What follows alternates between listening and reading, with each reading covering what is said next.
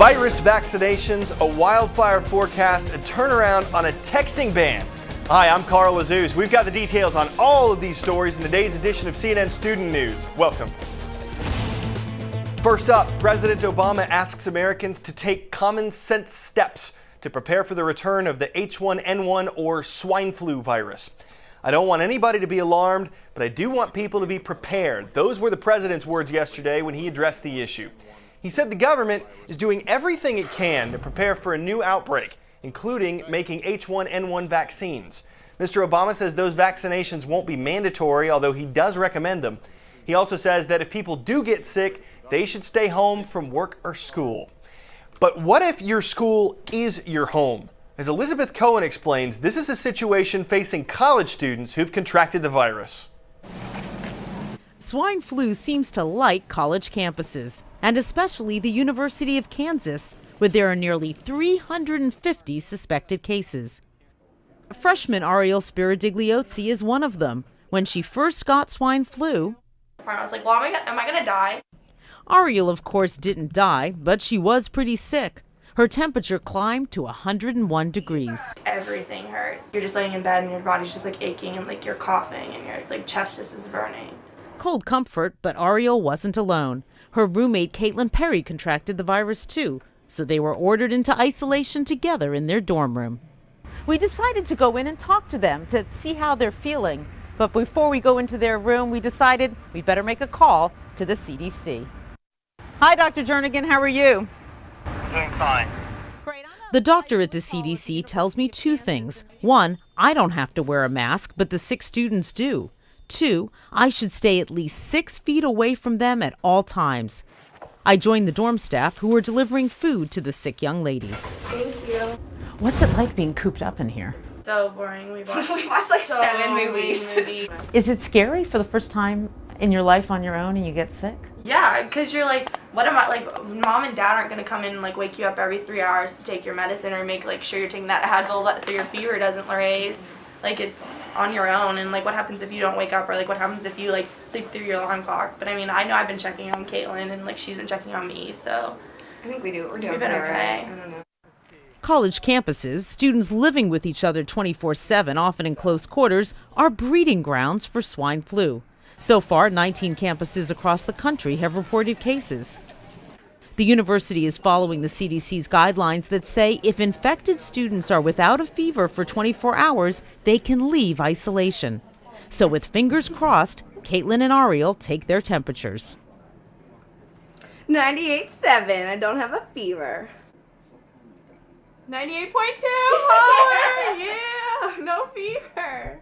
Hours later, Caitlin and Ariel are free from their confinement, able to leave their dorm room and finally begin life at college. Time for the shout out.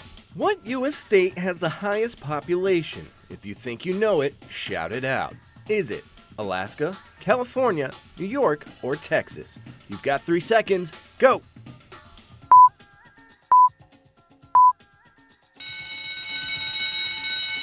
With more than 36 million people, California is the most populated state in the U.S. That's your answer, and that's your shout-out.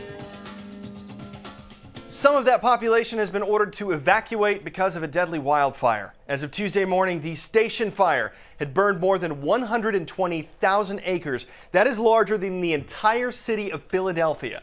But officials are feeling more optimistic about efforts to fight the flames.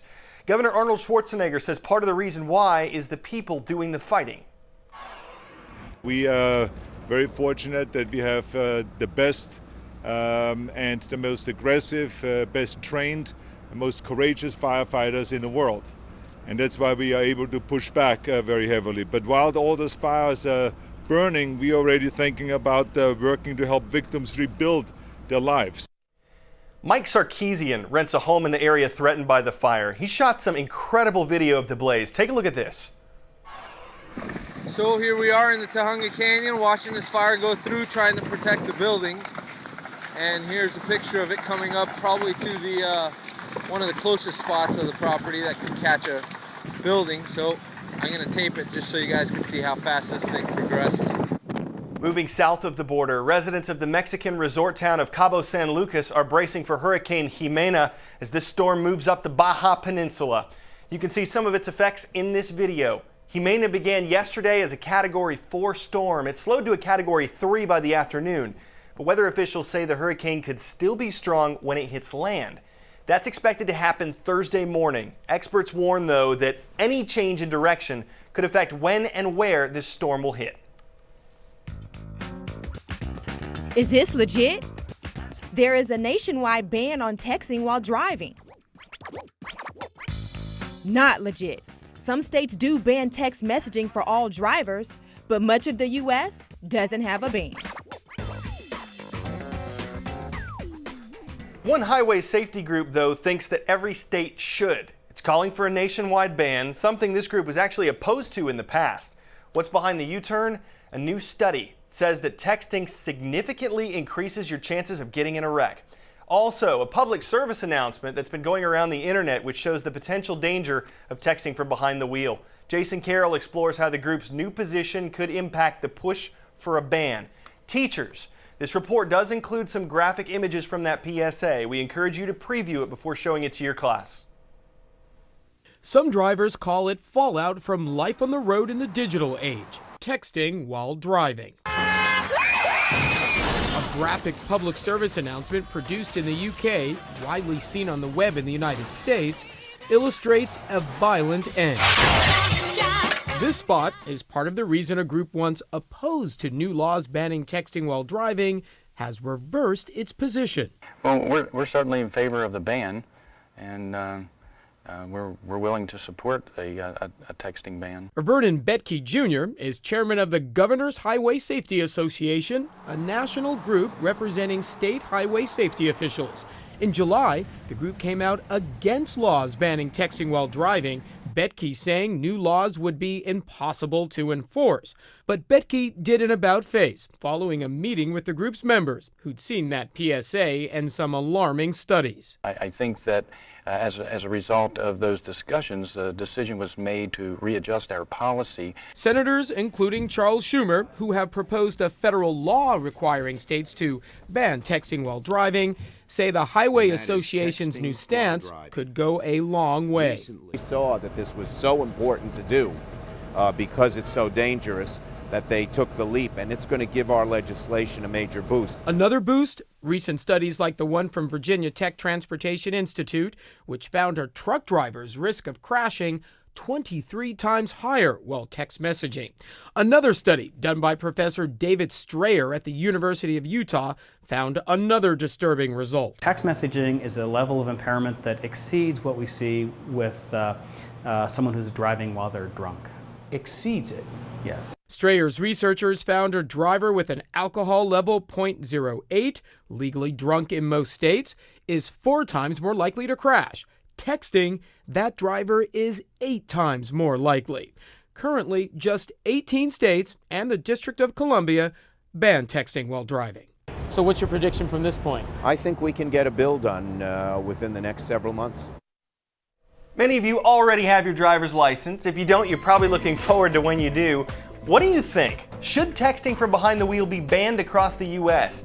And how about that PSA? Some of you might have seen it already. Do you think it's effective in getting across its message, or does it go too far? You can sound off with all your thoughts on our blog at cnnstudentnews.com. Please remember, first names only. Well, before we go, that desk you're sitting at, it's dumb. At least compared to this one. You've heard of a smart board? Check out the Smart Desk, the latest technological teaching tool. It lets students get hands-on with science, art, geography, and it can fit up to 5 sets of fingers at a time.